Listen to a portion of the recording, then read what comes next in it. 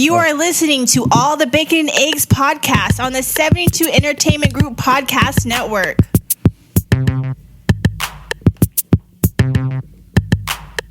Should we go live on Facebook?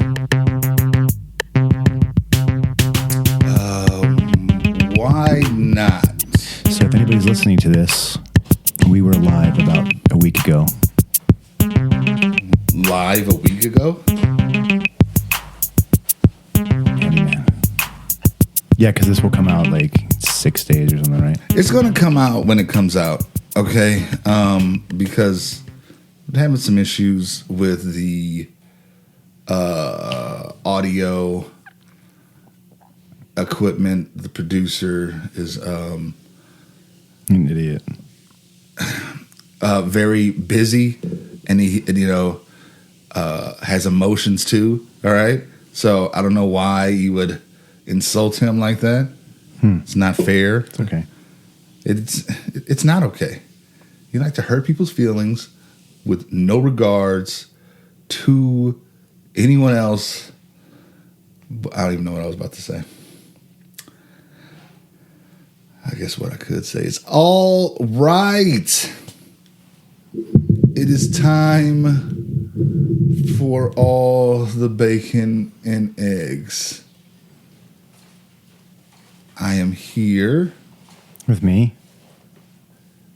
And the handyman. You are making all kind of noise with the phone. Well, it's trying to set up stuff. The handyman too. The handyman was just walking by, and we just made it awkward by listening for it. So anyway, we are here. You didn't say who you were. We are here in the Leo Pope Studios, located in beautiful, gorgeous, or as obscenely gorgeous. Mm-hmm. That's your line. I know. Opulent. There it is. Oh, yeah. You messed up. It's been, we're out of practice because we've been doing a whole bunch of stuff because we're old men and we still have other stuff to do. Mm-hmm. Wish you could do this all day, but we need some more support. And it's like this will be our job. Who are you? It'll be great. Who am I? I am number 7.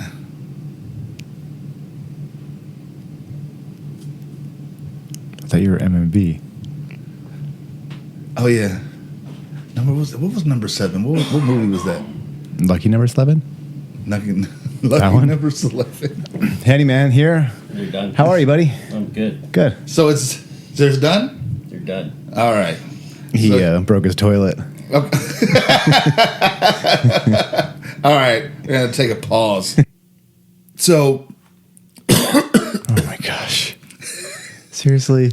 So after the interruption of my handyman. Yeah. What happened in your bathroom? That was a whole fiasco of trying to pay somebody that, I wasn't expecting that. Nobody uses Square anymore, dude. Square is 5 years ago. It's Zelle, Venmo, Cash App, and there is a way for him to turn off where other people can't see his transactions. But yeah. I forgot, so I wasn't going to help him. Yeah, it's not that serious, but yeah. But for one day I went to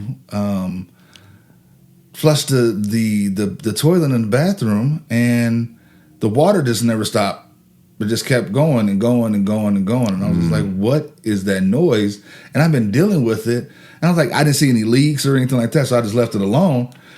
But I'm like, that's annoying. And then I know if the water is constantly running, you're getting constantly billed.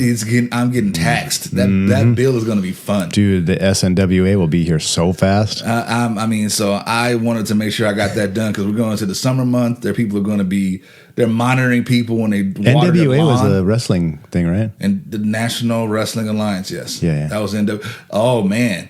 We'll talk about it a little bit later because I got a chance to watch a couple, since we've been not able to watch The Room because I can't find it streaming anywhere. I'm so happy. And I just can't find it streaming anywhere. And I want to see it, but I don't at the same time because it's awful. It is and I wonder if it's so bad it's funny. That's what I'm thinking, but I don't know. I think if you're watching it with a bunch of people, maybe. But if you're watching it by yourself, you're just gonna be like, "This is so bad." But yeah. But so look, I forgot one thing. I'm MMB. He's JGAG. Today I'm racist Ron. No, you. Okay, JGAG.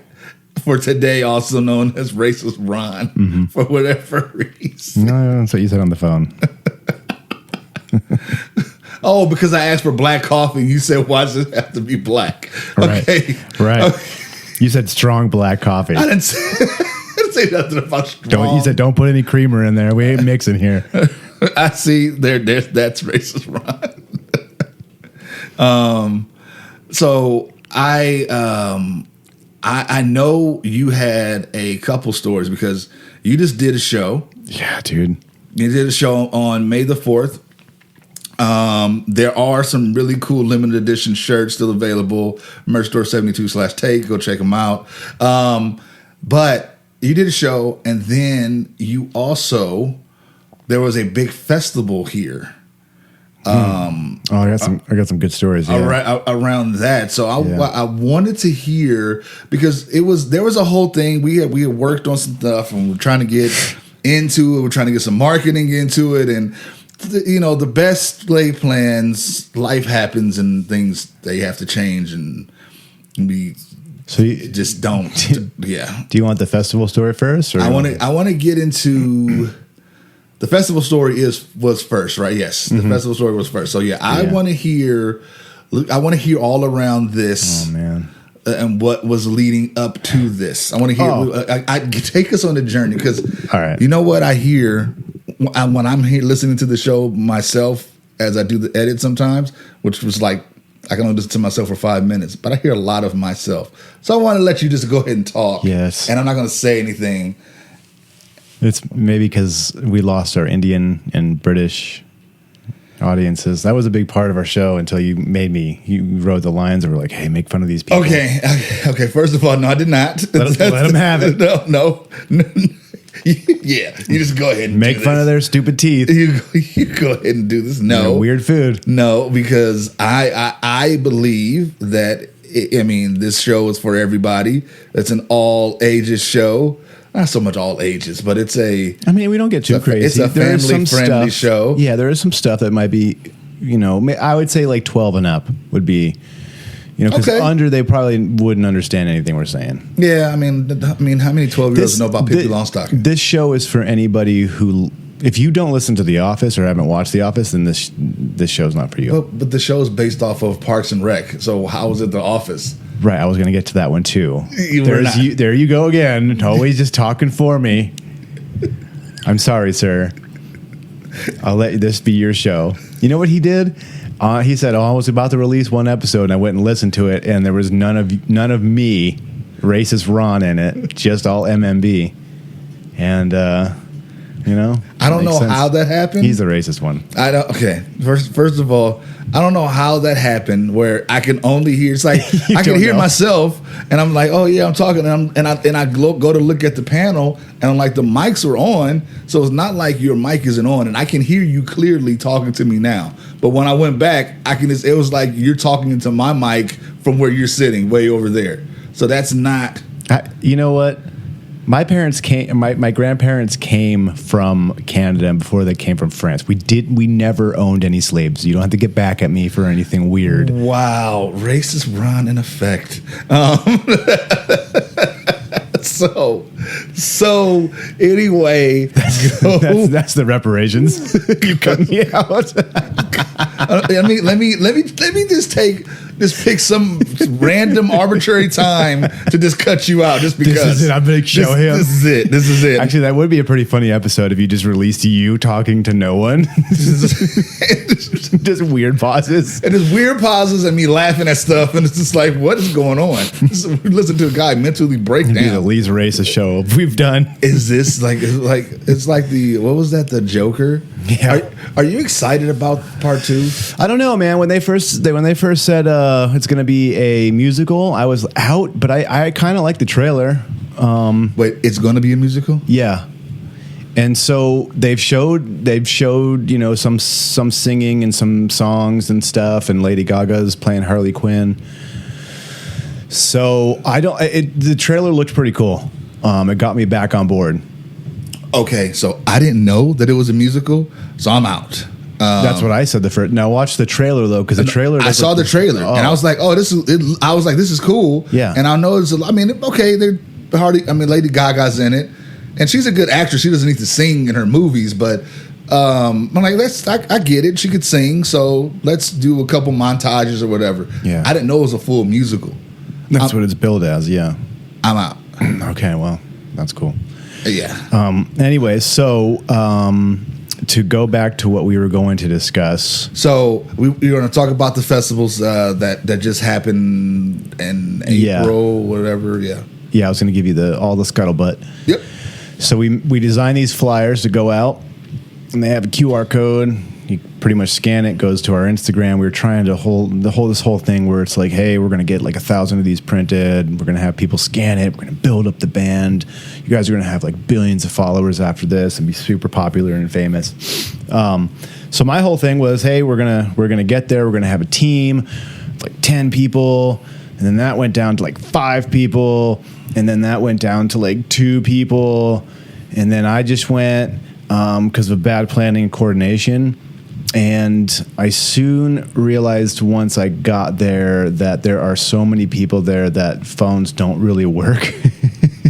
There's 50,000 people at this concert, and the cell towers can't handle it.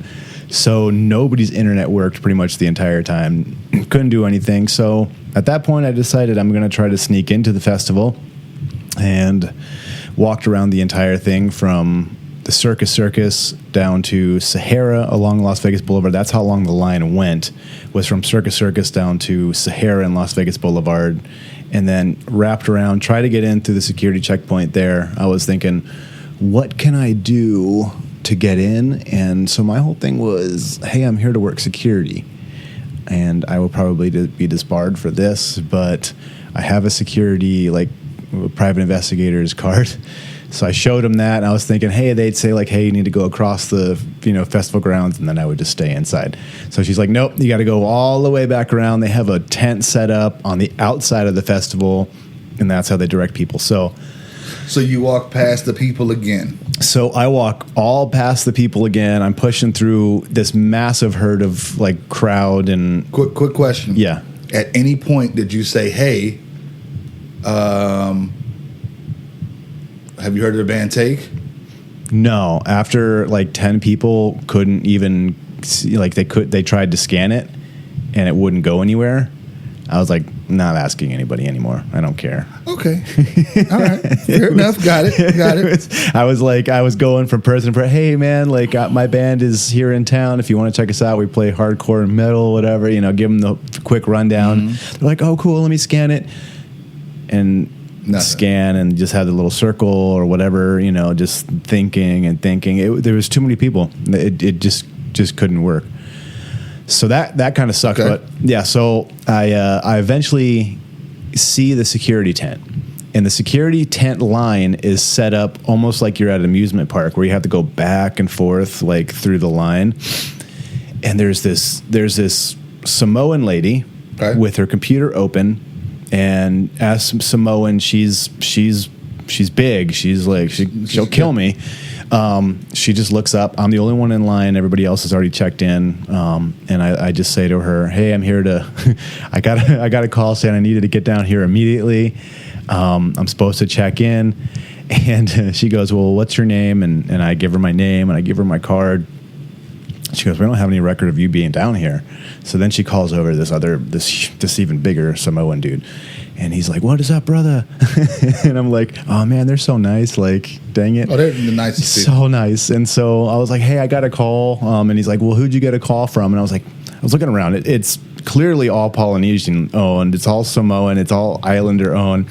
I don't know why, but I'm like, Dave Williams said to come down here. I'm like, oh man, that's like Dave Williams. Yeah, that's like the whitest name in the world. He goes, well, I don't know any Dave. And I was like, oh, okay.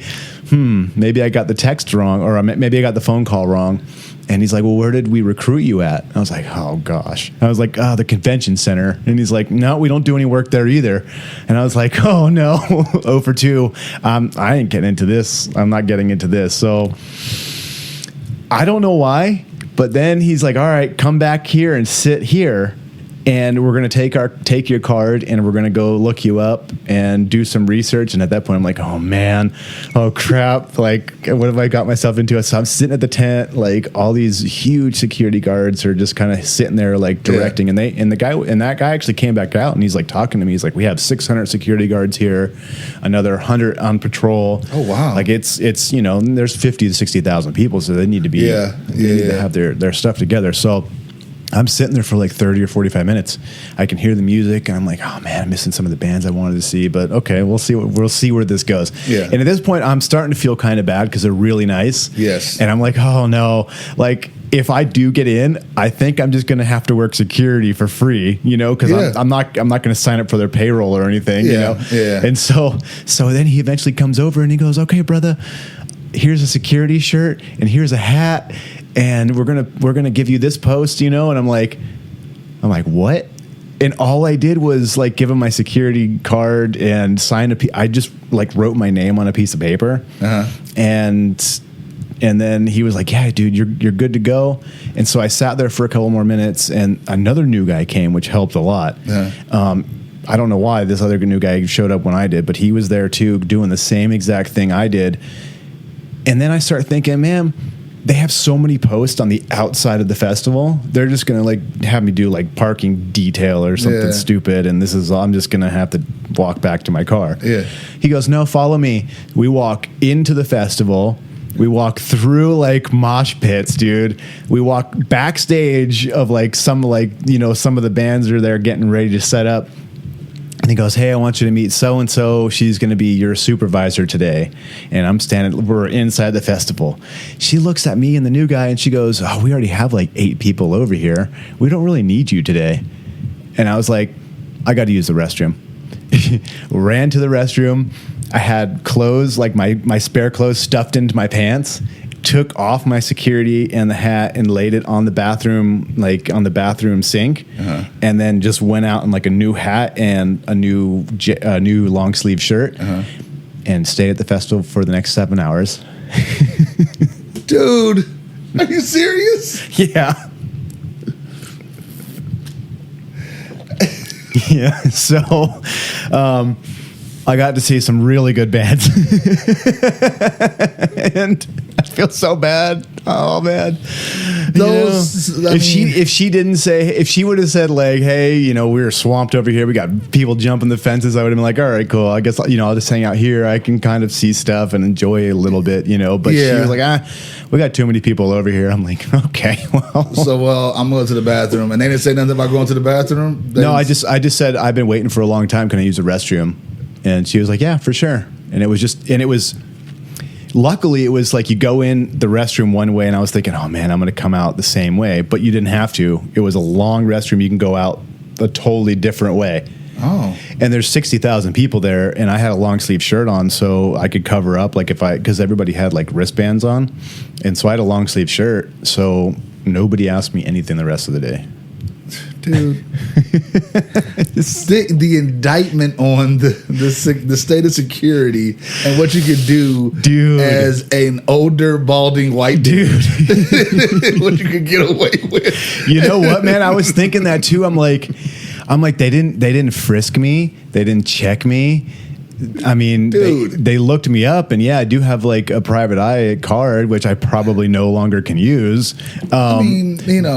But just to let me walk in is crazy. I mean, I know you're not. I know you're not going to do anything, and you know you weren't going to do anything. They don't know. They don't know. That's crazy, right? They don't know that. You know what I mean? Yeah, That's awesome and scary at the same time. Dude, it just kept on getting like, I'm like, all right, well, I should probably just stop.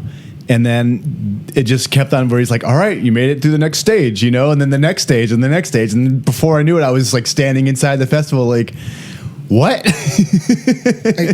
I mean, that's just so weird, though. Like, what stages are you going through? Like, oh yeah. I think I remember hiring that guy. Yeah, I mean, Dave Williams, the convention center. I mean, those None of are those like work. red flags. Like, Yeah. should have been like, no, this ain't it. Like, No. you're at the wrong place. I mean, and so okay, so where was the festival at? It was at the big fairgrounds right next to Circus. There's that huge empty lot. Yeah. They built that for I think Rock in Rio at a long time ago. Maybe. I don't know what Rock in Rio was. They also have another Life is Beautiful, I think, is there. I thought Life is Beautiful was downtown. That is downtown. No, downtown. Like Fremont? Yeah, Fremont. No, I think it's right there. No. Yeah, I don't know where else you have a place for 60,000, 70,000 people. I remember going to Fremont a couple years ago and they shut it down for the concert. Well, they have free concerts down there. No, not Fremont. No. They shut down like the rest of not under Neonopolis where all the casinos are. This is like, because I know what you're talking about. They have like 3 or 4 bands going on at the same time. It's kind of cool. It's kind of annoying at the same time. Yeah, like Alien Ant Farm I mean, like Alien Ant Farm. Yeah. Are they just doing Smooth Criminal over and over again? They have a couple other. They have a song from Tony Hawk Pro Skater 2 or 3 or something that's pretty dope too. I have. You know what? I know they had another song. I just can't think of it on top of my head. I couldn't sing it. It's above my pay grade. Okay, so the fairgrounds right there on the Las Vegas. So it's on the Las Vegas Strip next to Circus. And it was tons of people. Yeah. Like you can't walk. You can barely walk to get through. And they have it set up to where there's 5 stages. Okay. You know, like the bigger acts like System of a Down and actually Danny Elfman performed. And I left before he played. He played at like 8 or 9 o'clock at night, and I just was like, it's too long. But he did all of Nightmare Before Christmas live. Danny Elfman, isn't he the one from Boingo Boingo or something? Yeah, he's the composer of like pretty much all the Tim Burton movies. Yeah, and the Tim Burton movies. And he sings Jack's voice, so he does like, you know. What was one of their big? Was it Dead Man's Party or is that? I honestly I'm not familiar with Boingo Boingo. I know the band name. It's a Dead Man's Party. Da, da, da, da, da, da. I like that song. Yeah. Is that the song though? I don't know. You'd have to look it up. I mean, I'm gonna have to look it up, but still. But it was. That's awesome. Yeah, it's two huge stages right next to each other up front. Okay. And so like on those stages, one band plays, you know, for 45 minutes, and the next band goes. So they make it really quick. On the other stages, you know, like smaller bands. I'm trying to think of like bands you would know. I don't think you know any of them. But some of the smaller, like not smaller, but bigger, but not for the big stage. You know, like for anybody listening, like Static X or like Skin Dread or Fear Factory. Like they played on like on a smaller stage, but still in front of like 10,000 people. And those stages, all the other stages have rotating stages. So like it's a black background, a circle cut in half, and the next band just rotates, and then the drummer's on the set already, and everybody else just walks on. So it makes it really quick. Super cool. That's not bad. And then this year they had a 5th stage where it was pretty much all like hardcore bands. And the cool thing about that stage was it was the only stage that was covered. And bands like Tsunami. There's actually an all black band called Zulu. They're phenomenal. And they have totally like captured the scene. And that sounds so racist, though. All black band name's Zulu. Well, that's their band name. And they're awesome, and it's super cool to see, like, you know, because I figured like growing up black, like, you know, you might not be into death metal or deathcore or playing like breakdowns and like into the hardcore scene. Like there's not a huge black population inside the hardcore scene. So it's cool to see. You know, in the hardcore scene, it was a Classic told me about this years ago. It was about a band called Death, I think. Mm-hmm. And they were a black band in the maybe late 70s, early 80s that did primarily metal. Okay. Like that kind of music. Yeah. And you're right. I mean, the music is music. Like it just depends on what you like. And I remember growing up as a kid, when I was growing up. Of course, you know, my mom listened to a lot of Soul Train. I don't know what I was about to say. He was Motown. Soul Train? Oh, okay. A lot of Motown. Me and my sister know the soundtrack to Dreamgirls to this day because my mom played that soundtrack for whatever reason in the car all the time. Nice. Also, Montel Jordan, This Is How We Do It. This is a record 4 times in a row before I grabbed the CD. And it's just like, we can't do this. It's a good song, though. I mean, it's a good song, but it tortured me for years. This is how you do it. And it's like, it's just thinking about that and just in your mind. Anyway, that's awesome because I have an eclectic taste for music. I listen to everything, but I do appreciate people that are willing to go out there and do things that are against whatever their perception is. Yeah. You know what I mean? It's just like, 'cause somebody, I recently said to somebody earlier, I was like, okay, yeah, I do this, I do that. I'm in a band. What kind of band is it? It's a hardcore metal band. Oh, you should have made him guess first. And then it was just like, I thought it was going to be like a rap or an R&B. It was like, what's going to black? Like, Well, they cover Limp Bizkit.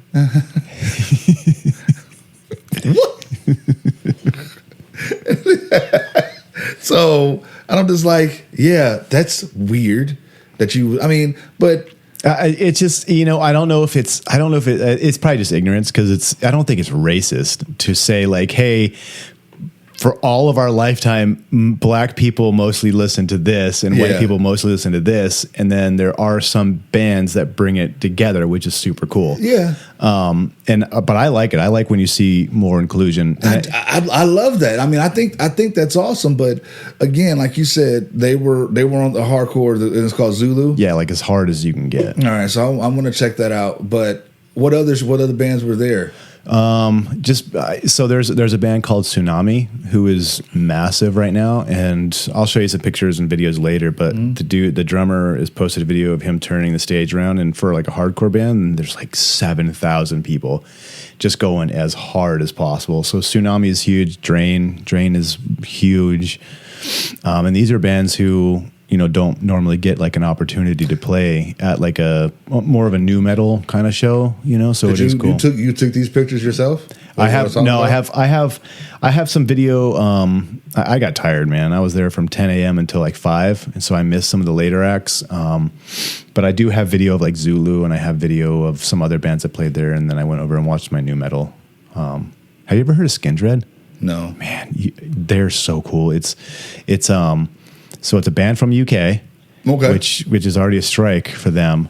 But the lead singer he's British, but he's Jamaican. I think it is Jamaican hard rock, and so like he sings like he's Jamaican, and it's over like heavy guitars. What do you mean he sings like he's Jamaican, like Snow? Like he sounds like he's Jamaican. It's really cool. Like, but I mean, is it like Snow when he was doing in Farmer? And Farmer, I like you boom boom down, dude. That dude? No. That Canadian. Well, this guy's black, so okay, so he's already halfway there. Because he's living on a prayer. Take my hand. I'll make it, I swear. Here, dude. MC, you better look over your shoulder. Yeah, you know, we already know. So like, they do like. We'll survive. Strength and power, I gotta keep them under.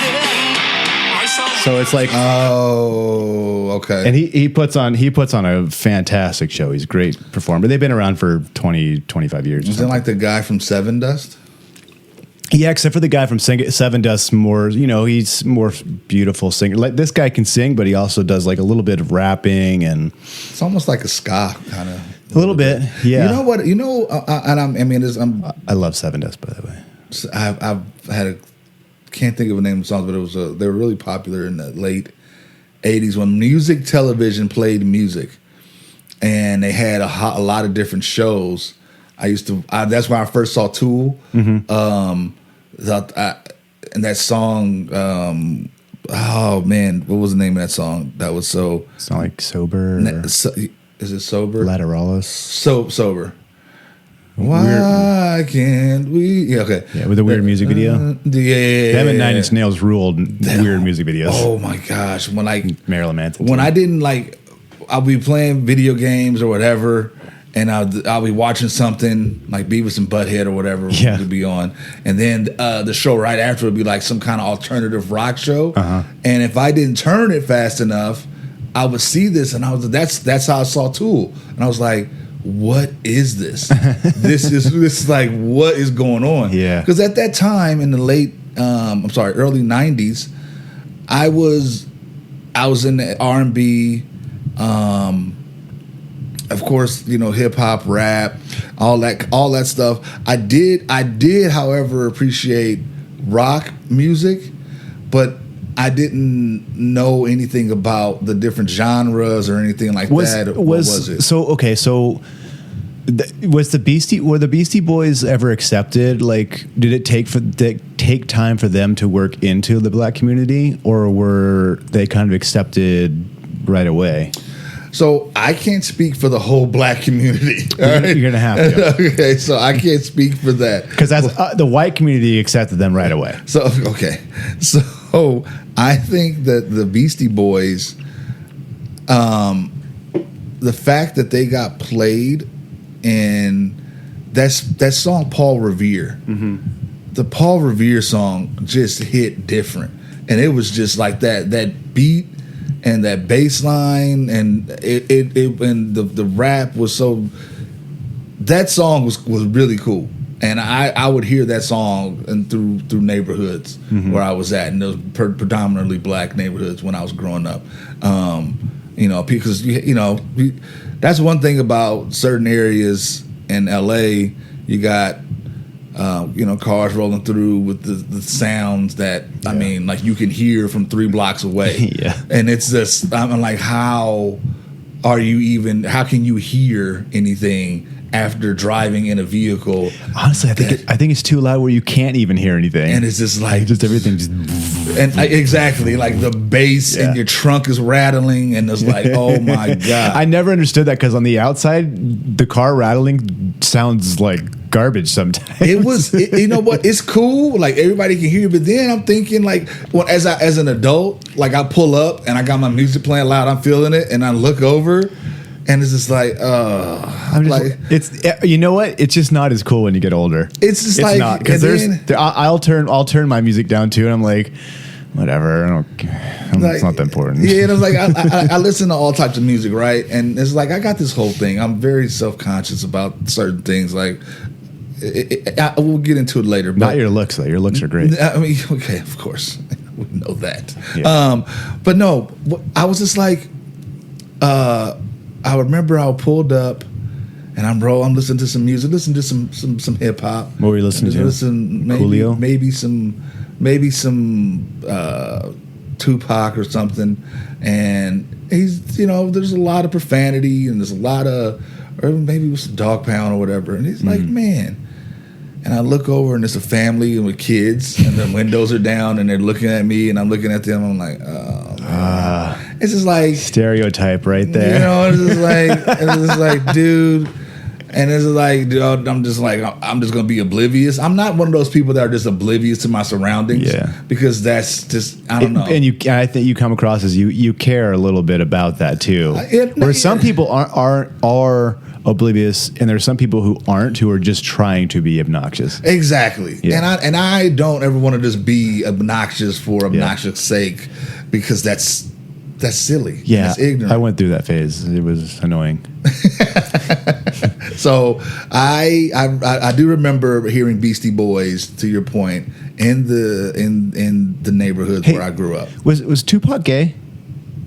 Not that I'm aware of. Because I watched a video of him talking in high school. Have you seen that? No. I mean, hey, if he was, that's whatever. But like, wow, whoa, that's not the Tupac I knew. Not that I'm aware of. I knew that he had did acting, or he went to a art school. Yeah, he was like in Some drama kind and of stuff. drama school. Yeah, so I know that he did some stuff, but I mean, it's like, look, It's shocking. It was shocking though, because he's like, hey everybody, it's like I'm Tupac, or whatever his name was. I'm here at this school. his name is Tupac. Okay. That's his real name. Yeah, so like he was talking like that and giving some of the the hand gestures, and I'm like, oh boy, No. I mean, look.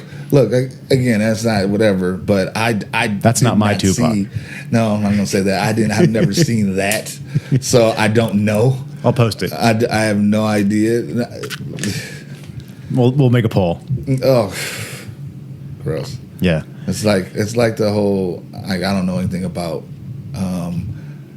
Meek Mills that much, but there's been an audio sound of Meek Mills with P Diddy. Oh, P Diddy. Yeah, it's a whole. Who hasn't P Diddy been with? It's a whole thing, and it's just like, why would anybody have this? But anyway, I'm surprised his wiener hasn't fallen off at this point. I don't know, but it's like all this stuff is just so ridiculous. But getting back to your thing, Beastie Boys, cool.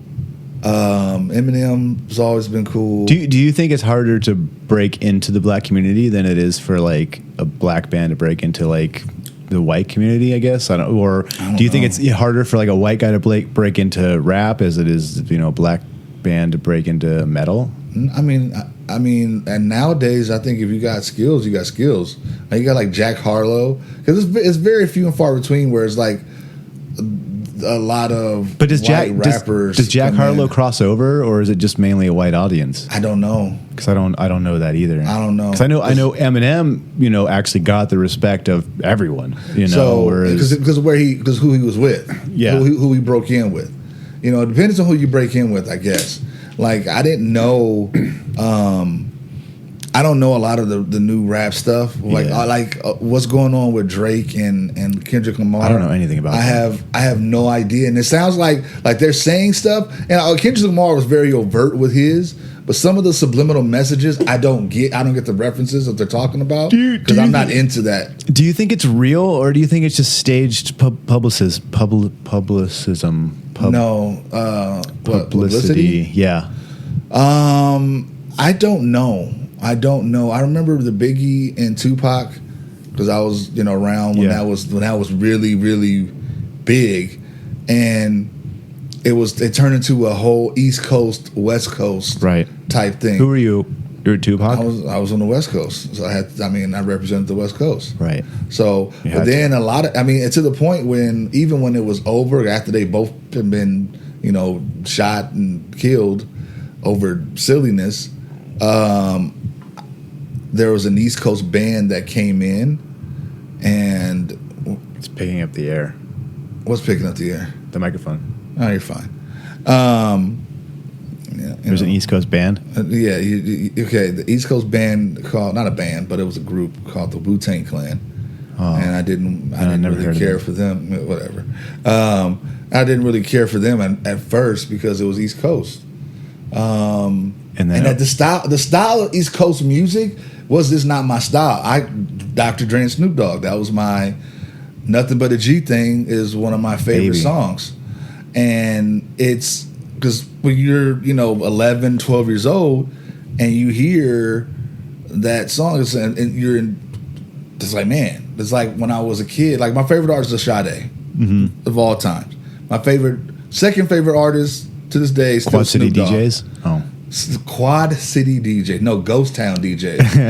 My boo. I think of you. Anyway. That's a good song.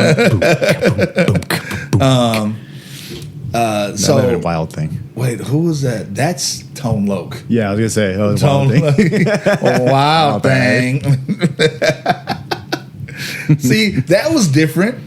I mean, it kind of came out around that same time, but you know, like that they got like a they had a lot of music. I was talking with a friend the other day, and they were like, you see a lot of these one hit wonder people who are just upset about having one hit, and I was like, man, I would take that any day. Would you be like, hey, I'm trying to think of one, like Tone Loc, I guess. You know, he had more. Okay, let's okay. Coolio. No, he had more too. I mean, but not to the general public. Let's say Skee-Lo. Okay, what was his song? I wish it was a little bit taller. Okay, I wish yeah. it was a baller. Everybody knows that song. Yeah. You know what I mean? I would take one hit. Okay, why not? I mean, why not? Oh, another one, Vanilla Ice. Oh, dude, that's the song I sing during our intro. Anyways, Vanilla Ice, Vanilla Ice, Ice Baby. Now and now, Vanilla Ice he can rap. He can. Yeah, he can. It's not that he can't. It's just that people don't want to hear it. Yeah. Like when you put something out that's so cool, like it takes the world by storm. It's just like, man.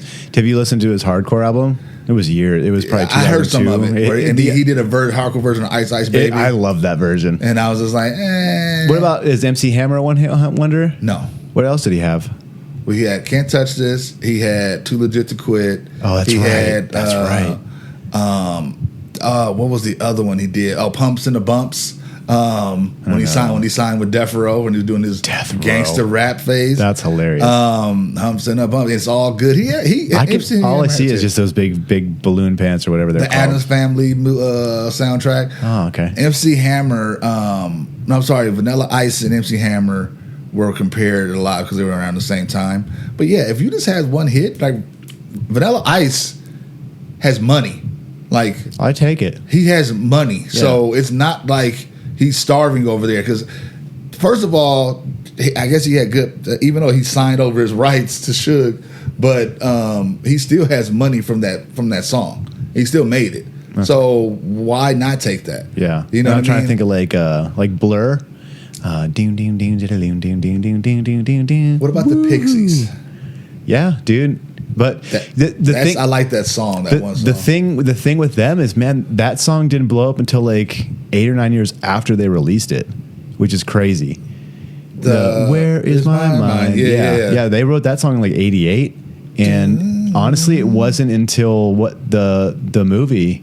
Disturbia? Fight Club. No, Fight Club. Oh, I saw it in Disturbia. Oh, I think Fight Club came first though, right? Because at the end, when everything is blowing up, they're using that song.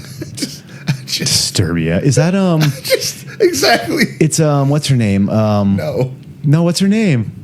No, who's it's not her. It's the star of Disturbia is somebody else. Who? Shia LaBeouf. Who? Okay, well, I'm thinking of another movie then. Is it Disturbia or is it? I thought when Shia LaBeouf is on house arrest and his neighbor is. I know what you're talking about, and that's the song that I remember. I was like, man, this song sounds so cool, and that's what I heard it from. I've seen Fight Club. I just don't remember the song. Disturbia was 2007. Yeah, it's with Shia LaBeouf, and he's like watching people. Yes. But because he's on house arrest for doing something stupid. Oh man, her Halle Berry. Isn't there a Halle Berry movie? No, I know Rihanna did a song called Disturbia. No, I'm just trying to think of what movies. Bum bum bum bum bum bum bum. Oh, what about Ice-T and Body Count? When he ventured into hardcore, he still does it. You heard it? Yeah. It's okay. It's not my favorite, but it's pretty cool. He played last year at the Sick New World. They did. So this is the thing about those kind of when people are talking about genres and stuff. Like I just watched a documentary about Linda Ronstadt. Mm-hmm. Linda Ronstadt, late 60s, 70s. And her career was spanned a few decades, right? And she decided to do something different. Back in the day when it's like, okay, how many one-hit wonders were back in the 60s and 70s because they had that one song? Probably all of them. You know what I mean? It's just like we got that one song and it's like, oh, like the Mamas and the Papas. How many they got that? Okay, they had two that I know of. California Dreamin' and I think Monday. La, la, la, la, la. So two bangers. I think those are really good songs. Like Beach Boys, they have hits after hits. Yeah, Beatles obviously. But anyway, Linda Ronstadt did different genres, and she was able to be successful in all of them. And unfortunately, she's still alive, but she can't sing anymore because she has Parkinson's. But she did a country album, she did a pop album, she did a opera, It's like Beyonce. she did, and then she did a whole album in Spanish because she is Mexican, and she did a whole album in Spanish late in her career. So I think it sounds really good. If you can do it, like, but Beyonce tried to do a country thing, and it sounds produced and cliche. That's how country sounds now. But yeah, and it's not good. I don't know why she would have. Give me the Hank Williams Sr. country. That's what I want. I like bluegrass more myself than anything. I like bluegrass. I love it. Like, and I want to say, what do they call it? It was outlaw. Mm-hmm. I like bluegrass. There, Johnny Cash had some early bluegrass stuff, and then he kind of went into the more outlaw. But the new modern country stuff, I'm not a big fan of. It's terrible. Only song that I mean, who doesn't like "I Need You Now" by Lady Antebellum at the time? I forgot what they're called now. Yeah, Lady A. But I remember that song "I Need You Now." Who doesn't like that? That song is amazing. I do like the cover of "Wagon Wheel" by what's his name, Hootie and the Blowfish singer, because he's a country singer now. Rock me, mama, like a wagon wheel. Rock me to Darius Rucker. Hey, mama, rock me. I would say Darius McCrae. That's Eddie Winslow. Yep, that's him too. Just listen to the Dolphins Made Me Cry. That song by Hootie and the Blowfish. No, you don't know. That's a famous line. He says, "The Dolphins made me cry," and that's. I bet you know the song. I didn't like Hootie and the Blowfish, and that's like Dave Matthews. Oh, that's like Dave Matthews. Like I know the songs like that. Now, I mean, I know that. Yeah, and then it's like after that, I don't know. I don't know what he says. Yeah, exactly. It sounds like Pearl Jam because he can't understand a word he's saying. But like that kind of genre, music. He had that buff fiddle player. Though. Yes, yeah. I think he died though. I think so too. He was ripped. And it had like Blues Traveler. Oh, dude, they're playing. I just heard about that. They're playing, was it Prim or something like that? Yeah, Prim. Yeah, V and I were talking about, my wife and I were talking about whether we would want to go see, but she's like, after like their 2 or 3 hits, you'd be like, what else do we want to see here? I mean, they might put on a good show. Like, I think so. He got the vest with all the harmonicas. That's cool. That's cool. They did that. They did the song for. I think his name's John too. The movie Kingpin. They did songs for that. That was really cool. But I don't know their songs. A lot of them I couldn't tell you the name of. You know who I want to see still though is Alanis Morissette.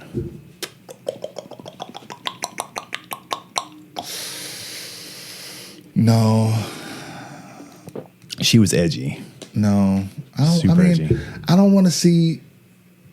Like I didn't really like those songs. What? Ironic or don't you think? What is the other one? You Ought to Know. Mm-hmm. And I want you to know. Okay. She got really mad because she came out around the same time as like what was it, Liz Fair? Yeah. So Alanis Morissette, Fiona Apple, maybe in that. Yeah, Fiona Apple was cool though. What was it, Meredith Brooks? Or no, she did the song. You had Natalie Imbruglia. Didn't Tracy, was it Lisa Loeb? Lisa Loeb, yeah. And then you had the 4 Non Blondes were in there somewhere with that one song that again, that's one hit. What other song have you heard from 4 Non Blondes? How does it go? I can forget. And then I wake in the morning and I get outside. I get deep breath, but I get real high. What's going on? You gotta do the next part. I said, hey, what's going on? That's a good song. It's a great song. I love that song. What about the Crash Test Dummies?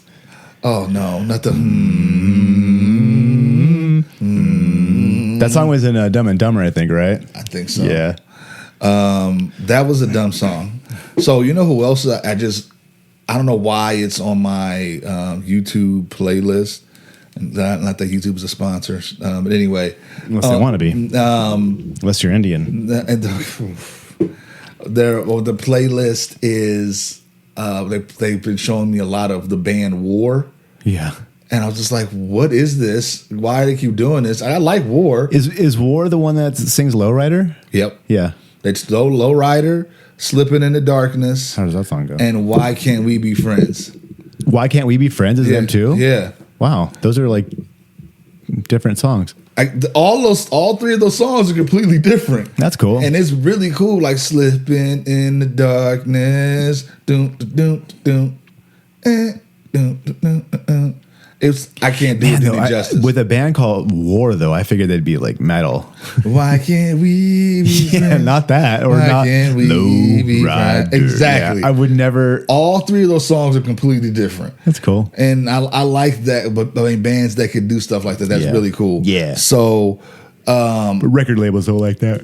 but that's what I'm saying though. Because they won't get back to us.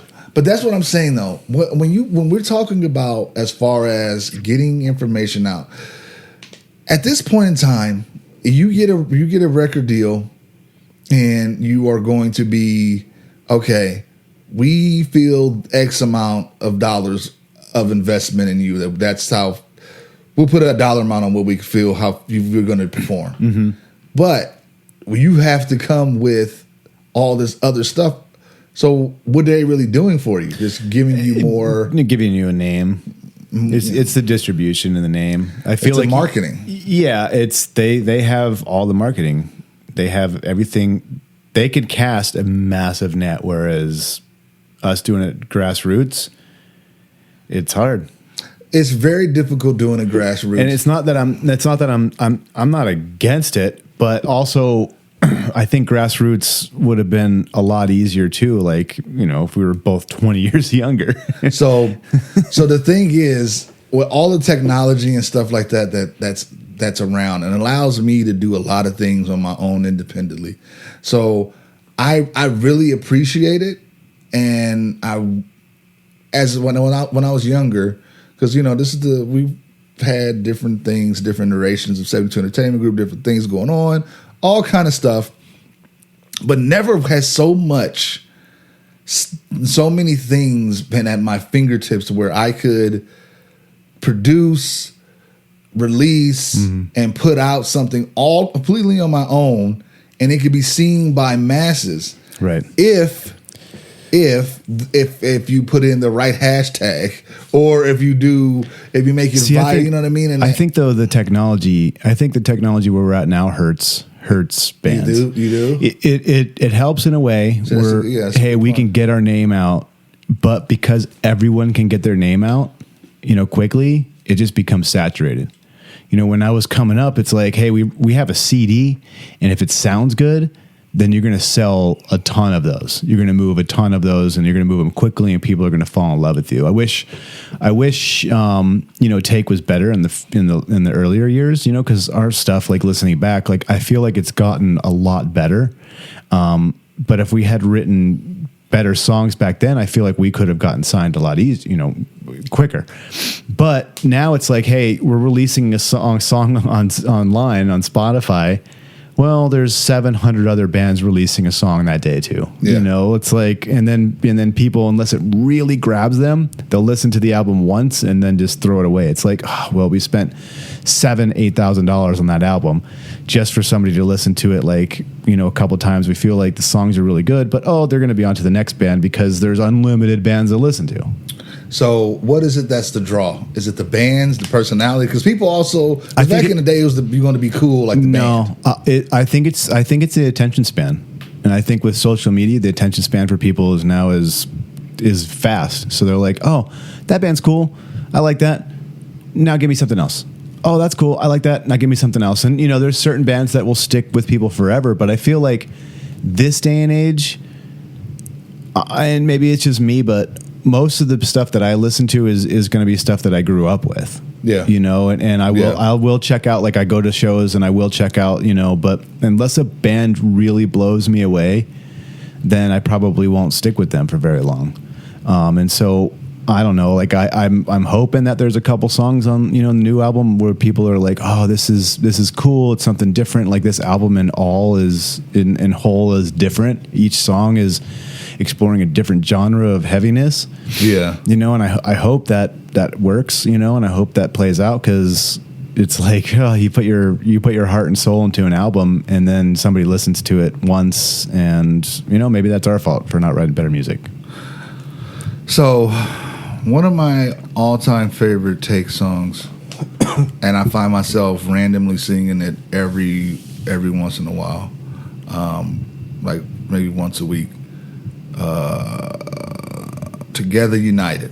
Okay, yeah. I don't know why that song resonated with me so much. Is it just the ending part? No.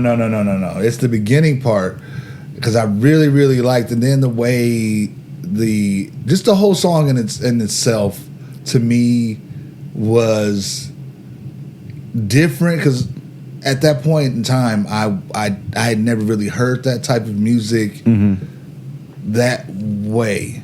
I heard it. I'm sure we'll play that on November 9th. No, I heard the music, but it was a lot of different things that made it resonate with me. And I think it was because I was like, wow, this sounds really cool.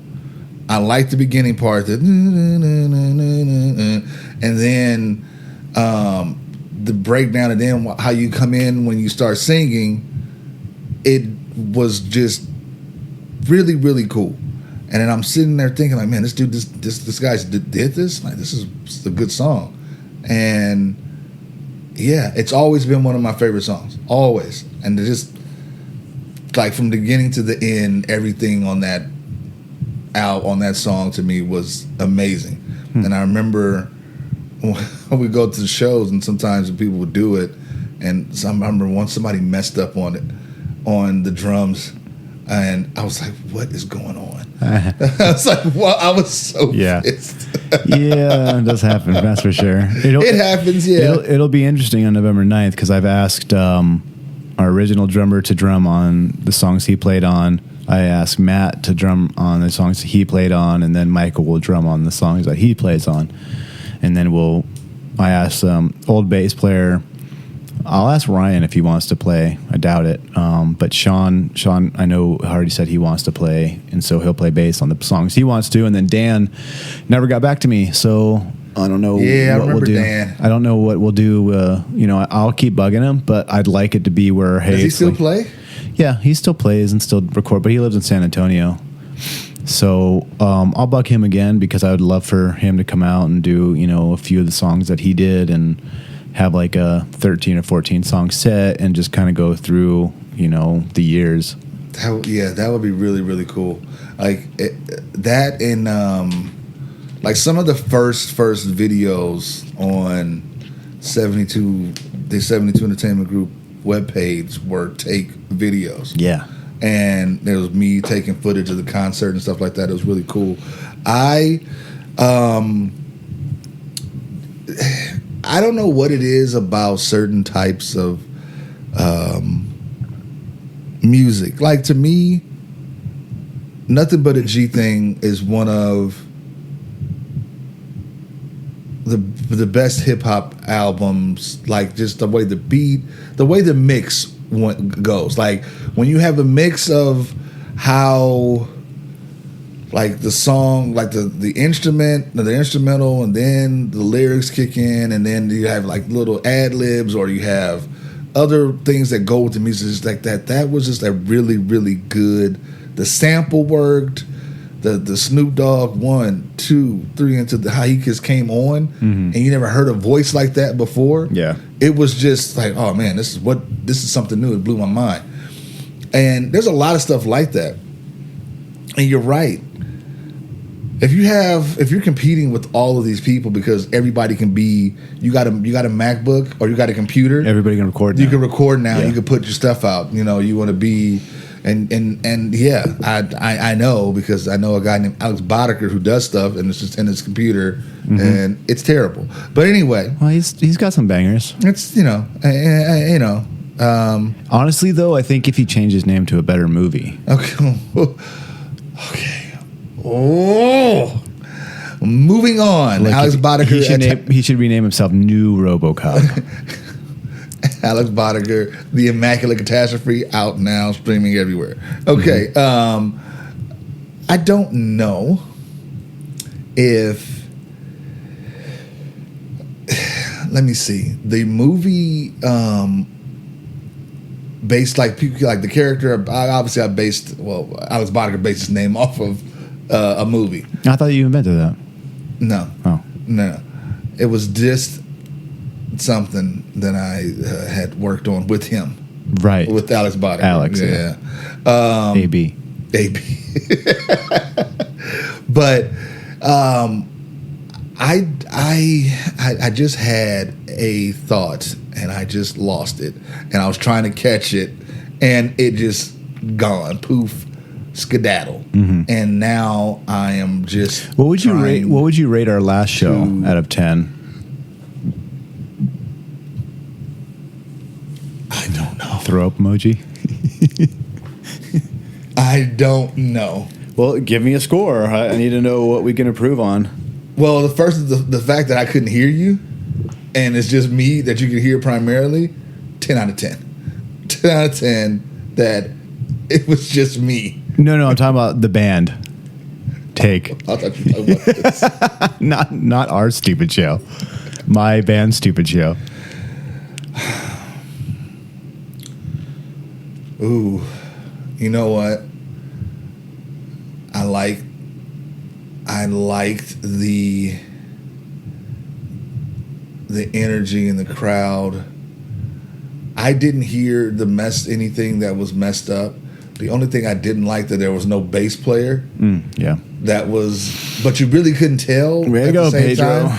At the same time, you know, I wasn't a big fan. I'm not a fan of the merch situation, how that looks. In totality, and getting more awareness, like during the show, like handing out stuff. We need to get better. Yeah. So I would give it, but as far as the sound and everything like that, and the production, it was besides that one projector not working. Yeah, I don't know what that was about. I don't know. I totally thought mine was not going to work because I didn't save the video. I just played it off YouTube, and I was like, "You saved the video on yours." Yeah, and I hit play, blue screen. That's all it does. And I was like, "What was going on?" I unplug it, blue screen. And I was like, "That's whatever." Man, I just went to mine. And I was like, "Well, at least one is working." Yeah, at least one is working. But anyway, I want to say 7. 7, okay. I want to say 7 because the energy was there. I mean, there's a lot of people, and it seemed like they were more. They were there around that time, but we also had something that's going to give it another bump up to a 9. Michael proposed in the middle of the middle of the set. Yeah, it does help. So that was really nice. That was really cool. Congratulations, Michael. Yeah, congratulations. I've seen him on Instagram, and I seen him with his now fiance, and I was like, oh, okay, cool. And then we got a chance to meet before the show, and I was like, oh, okay, cool. I didn't tell you, right? No, you didn't say. I think Trent was the only one because I kind of slipped, but I didn't tell anybody else, and I didn't tell Corey. And that's really good. And I didn't tell them when he was going to do it. Like I didn't say, "Oh, I was going to stop the show here." So they were, they were all surprised. Actually, Corey didn't even realize what was happening, and he was like kind of like chugging on the guitar. And like I went over and I said, "He's proposing." So Corey's in Europe right now. Yeah. He's telling me, he's like, man, I've never been there. It's going to be exciting. He was excited about it. He's playing in Austrian Death Machine in Austria. That's pretty cool. Yeah, they sold out. They had to move to a bigger theater. Really? Yeah. That's awesome. Yeah, I think it was a 300 cap to begin with, and now I think it's like 700 or something. So yeah, like I mean, of course, you and Trent I've known for years, and everybody that you have in the band, with the exception of like maybe one or two people, Mm-hmm. are all really cool. A couple people just rub me the wrong way for some reason. It's hard to get along with everyone, but I try to have people in the band who, because the band has always been, I want us to build relationships with people. You know, I don't want them just to be fans. I don't want to just take people's money. I want to actually have like significant relationships where we can, you know, talk to each other and, you know, and if somebody needs something, and I say this now being a smaller band, and if we ever got bigger, I would still try my hardest to, you know, reply, you know, and be there for people, because that's, you know, there's been people in my life who made time for me, whereas I'm like, that's what I want the band to be, is about spreading, you know, the message in the lyrics, but also just, you know, showing people that we're there for each other. And so that's to bring it back. That's what I want. That's what I want everybody in the band, you know, everybody who plays in the band, to really have a heart for people and to really care about what they're going through. Because I know everybody in this band right now, I know we've all been through some really insane, crazy stuff. So when I say that on stage, I'm not lying. You know, we've dealt with, you know, suicide, we've dealt with breakup, we've dealt with death, you know, and so.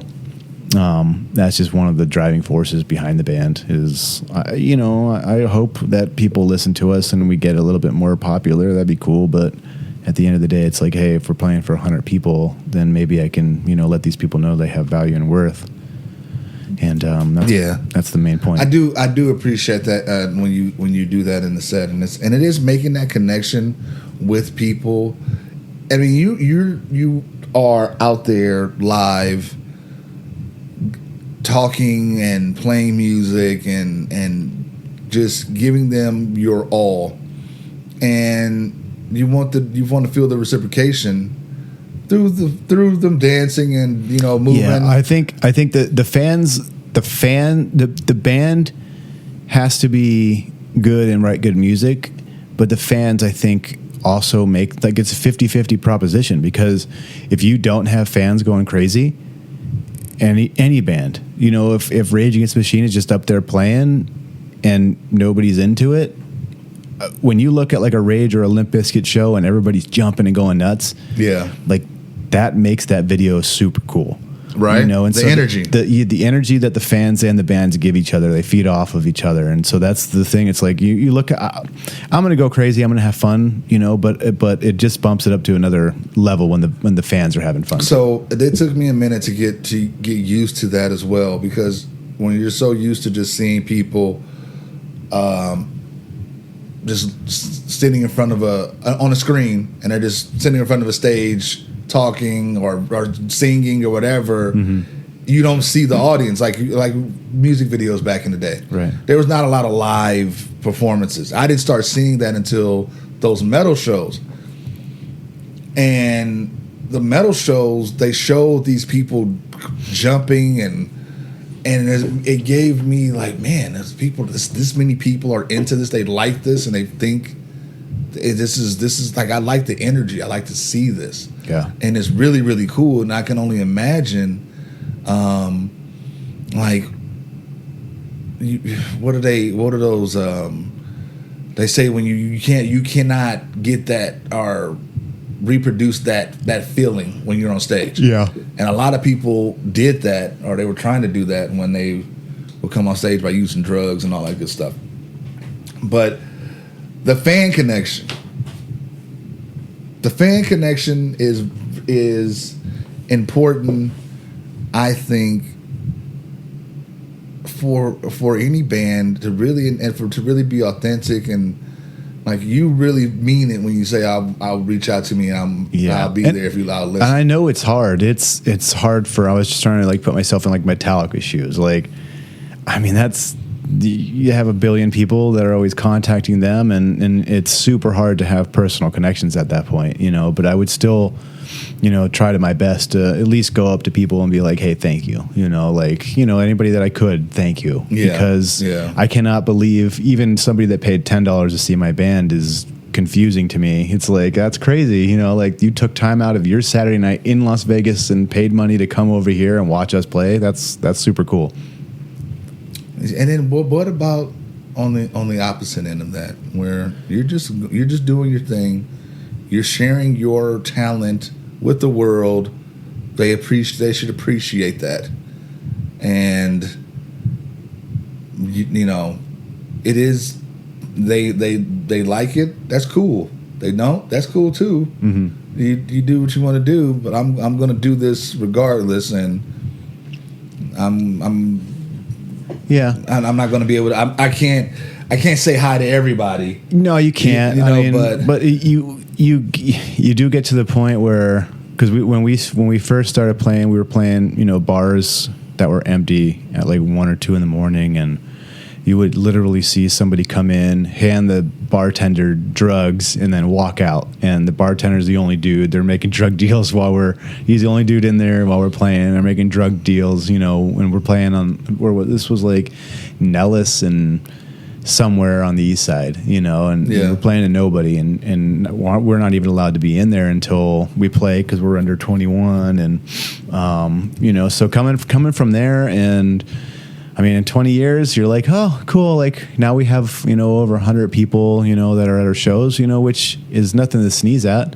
But yeah, when you get humbled real quick when you first start, because we really didn't have anybody watching us for the first like year and a half. Like, I mean, even to have 10 people in the room is more than that. So I'm happy with whatever at this point, you know, as long as they're having fun. Exactly. I think as we get older, you know, we're both, you know, in a age where we can appreciate things more.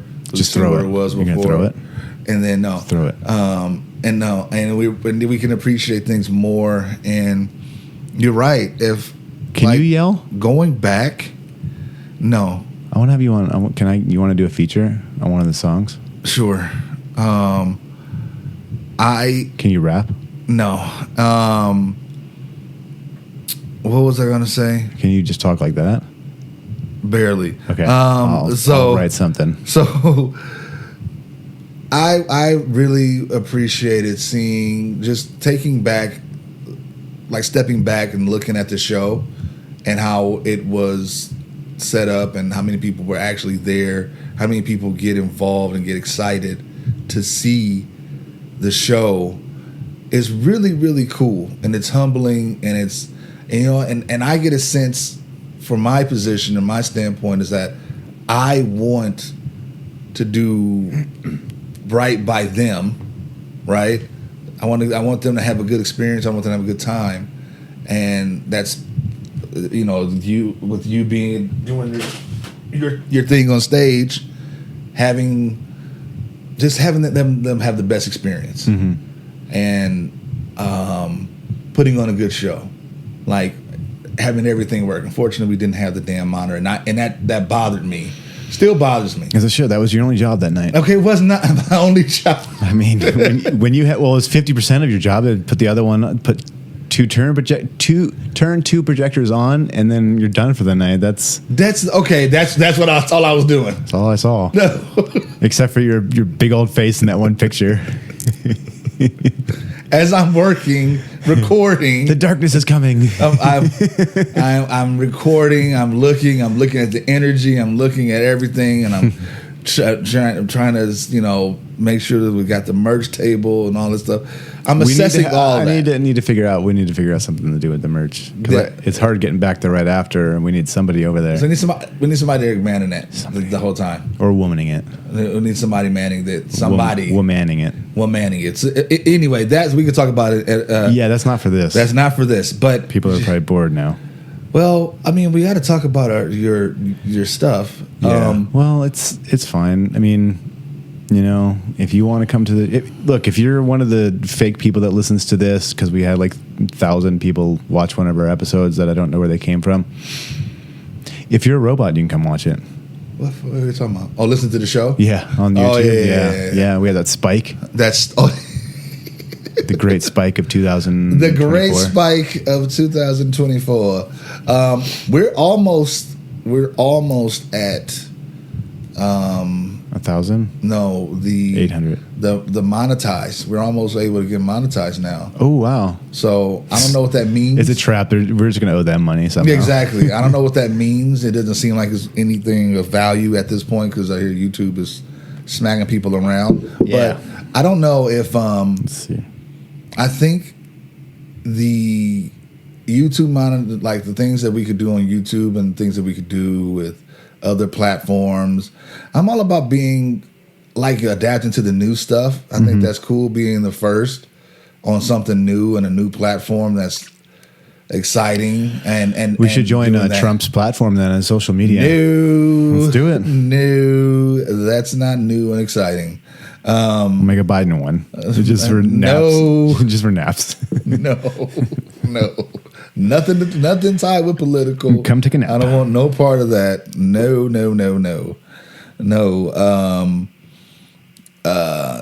What I was thinking was just like, it was something called Blue Sky or something that people were supposed to be taking over, the former Twitter people were creating. That didn't work out too well. Huh? I said that didn't work out too well. What happened to it? I don't know. It's just nobody talks about it. Nobody. You remember Google Meets, or not Google Meets, but Google Plus? Yeah. Remember Just like that? Yeah. Yeah. Or Threads, Threads is on. Instagram. Yeah. But yeah, it's like, What is it? it's just another social media. It's almost like Twitter, but it's Threads. But I it's was through- posting it's- on a few, but it's just not worth it. But it's through Instagram, right? Yeah. Okay. Like being a part of that and marketing and all that stuff. The marketing is any way to be successful. Marketing is key. That's why you talk about when here these movies made money, and then they're like, oh, but they didn't meet their marketing budget, because their budget is almost the same as the production cost. So you put $100 in the movie to produce it and make it and all that stuff, then the movie only made $150. It lost because they had to put another $100 into the marketing. Right. So they're short $50 million because it's basically total $200 million to produce this movie and market it and get it out there. I forgot where I was going with that. You were doing marketing. I don't know, man. I'm just rambling now at this point. You were giving me a marketing when Michael says, like, can you explain it to me like I'm 3 or whatever? He's like, explain it to me again, but like I'm 3. Oh, when he was doing I think it this was Michael Scott Paper Company? I think it was the surplus. When Yes, the he had surplus. Yeah. Yes. And Oscar was explaining it to him. Yes. The one thing that I saw, there's a couple things that I saw. On top of being very busy with work and all the other stuff, the various. No ladies, though. Not that. What? No. What? Yeah. I'm married. You're married, so it doesn't matter. What I'm saying is, ladies, we're not available, so don't even try it. No, we're not available. I don't even know if that's what you're talking about. That's exactly what I'm talking about. Okay. You are this My sunshine. no. I'm just trying to think. Where were you going? I was going somewhere. I don't know what you were talking about, ladies, or what. I had no clue what you were doing. This is the part of the episode where we hit a wall. No, because you always just throw just like, what? Why would you even say that? Like, random thoughts, and it's me. I'm tired. But How'd you break your toilet? I didn't break the toilet. I told you. You said something about seals on the bottom. No, there's no seal on the bottom. So the base broke when you sat on it? Wow. That's what I'm saying. Wow. That's crazy. That's nothing to. I am not going into that. Hey, you know what we should do? I'm just having a quick thought here. Is we should ask Zia Records if we can put our vinyl in there. I did, And what'd they say? and then they get back to me. Yeah. Well, you just have to go in. Go in there. No, you have to provide. You have to go through. Just go in. No, we're not. We have to go through a whole process. I want them to just go in and just Yeah. leave it somewhere, No, then no. we'll take a picture and say, No. "Look what Zia has," and then somebody will go in and buy it, and then Zia will be like, "Dang, we want your record here." No. Dang, girl. No. I'll say, "Dang, son." No, because we have a whole process. I'm all about doing things the right way, right? Well, and then the right way has to be the wrong way at some point, because there ain't no mountain high enough. Okay. But anyway, what were you saying before you were talking about women? No, I wasn't talking about women. Because there's a lot of stuff going on, and I get busy, and you can't always focus. I don't know. I have no idea what you were. It just threw me all the way off. Like, what are you talking about? And usually, basically, that's how I know that what I was about to say wasn't even that perfect or whatever. Are you okay? He's like, Don't miss out on this fantastic opportunity to support your favorite artists and podcasts while adding some amazing merchandise to your collection. Visit Merch Store 72 today at 72entgroup.com and discover a world of fandom at your fingertips. You let us know. All right, we're back. You let us know, and then if MMB wants to be naked, he can be naked. Oh, God. Here we go. Here we go. Oh, I was going to talk about this show, the Iron Claw. The next episode. I have so many movies I want to talk about that I've watched. Iron Claw, that's what it was. Yeah. Well, that's the teaser. That's what it was. Okay, so I don't know what the heck we were talking about before. Okay, I'm going to end with this and go into this whole thing.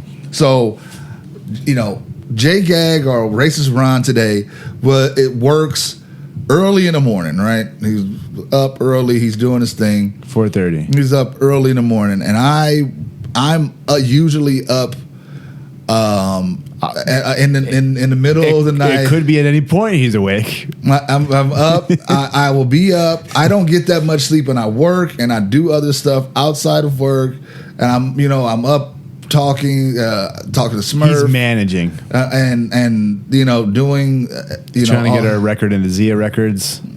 I'm trying to get the record everywhere, but anyway, we're going to go over some stuff, and we're going to start talking about more of the business side of things, of what it's looking like how would you say come along on this journey with us as we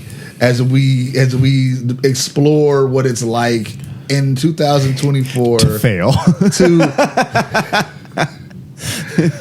So this is a part of it where, because everybody likes a good fail story. Everybody likes to watch somebody else fail. So if you love to do that, watch us. Everybody likes to see that, because I mean the whole thing is maybe we could fail upwards. It would be good. Yeah, that'd be the ideal. We could fail into a pile of cash somehow.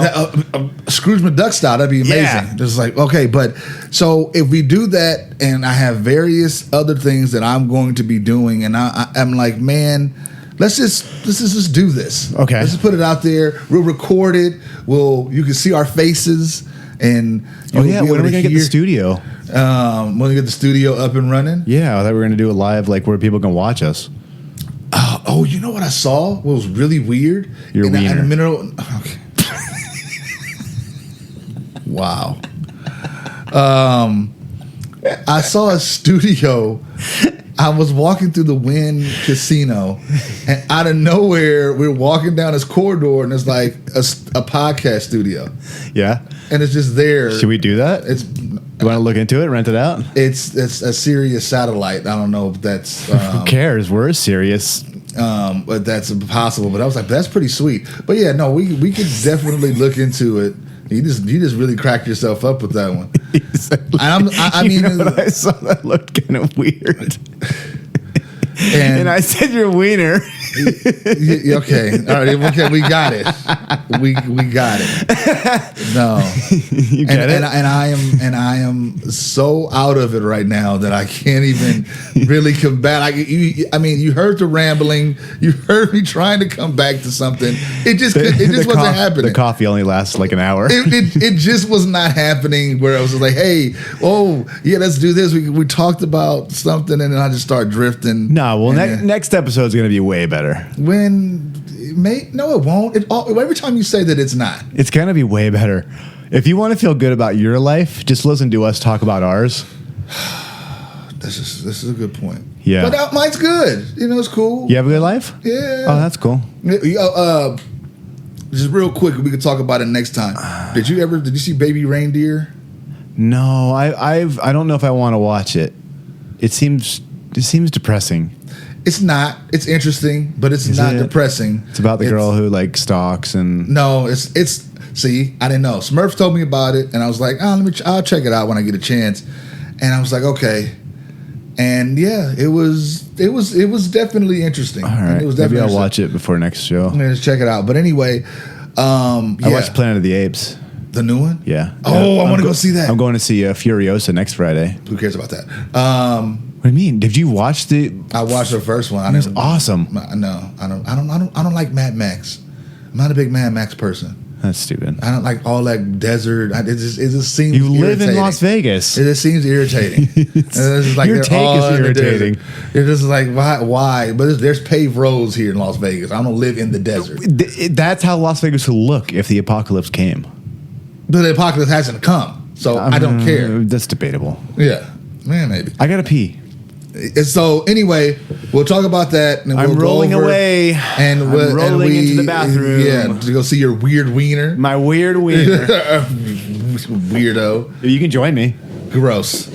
No, with thank our you. weird wieners combined.